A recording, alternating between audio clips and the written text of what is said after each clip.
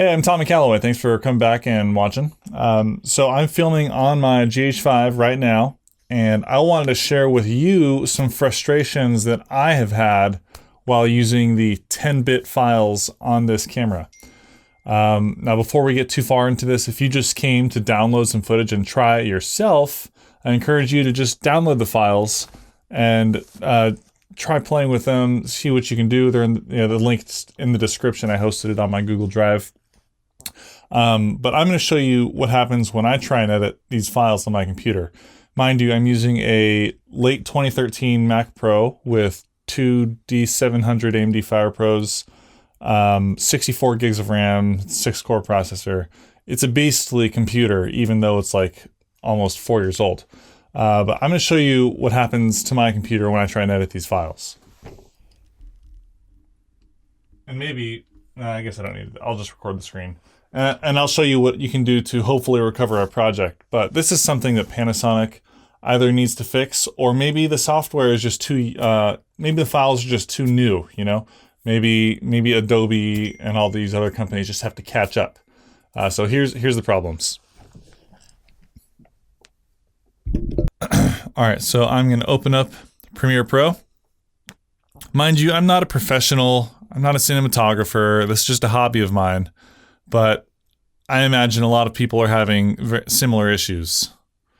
So let's see, new project. We're gonna call it GH5 10-bit.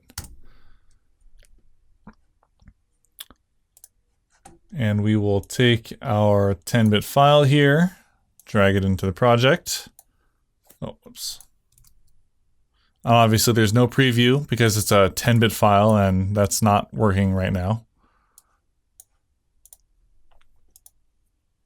First off, usually the thumbnail's like messed up in some way.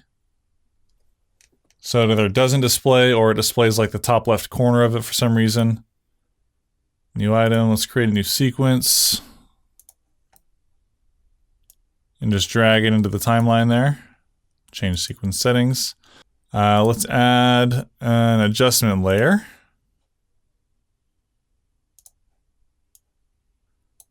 And do a little bit of color grading.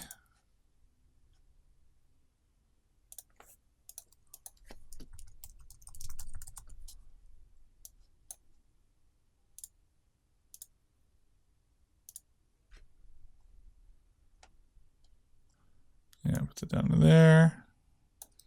Hit save. All right, at this point, I mean, it looks like it's playing just fine, which is lucky. Now let's just do a cut.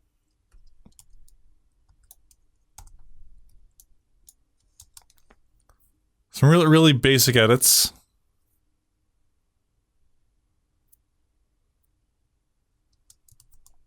Save, quit,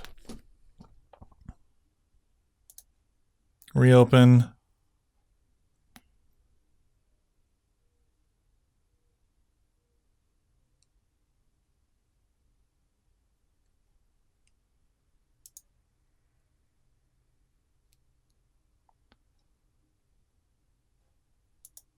there we go. Now we get this crash loop. So if you've edited your own footage a couple times, I mean, you know, when you're editing together any kind of video, there's more than, one thing, one adjustment layer, and one cut. But this will happen at some point, and so you'll have to reopen Adobe because it will quit unexpectedly, and it won't give you a reason why.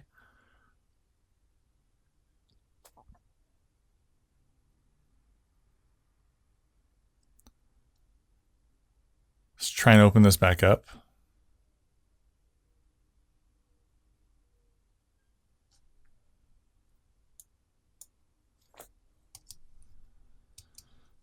And usually after I open it back up, after I've already done a bunch of edits on stuff so it doesn't close again, I'll take all of the things that I've done in one of these projects and I'll copy them, Control C, open up a new project, and then paste all these things into that project and then render it out. Because once the project starts going to like that weird crash loop, it's really hard to recover it. especially if there's more than just one 30-second clip, one cut, and one little adjustment layer. But that's like a real problem, especially if you spend a long time, filming a project or editing a project, and then you can't access your project. It's just in the trash.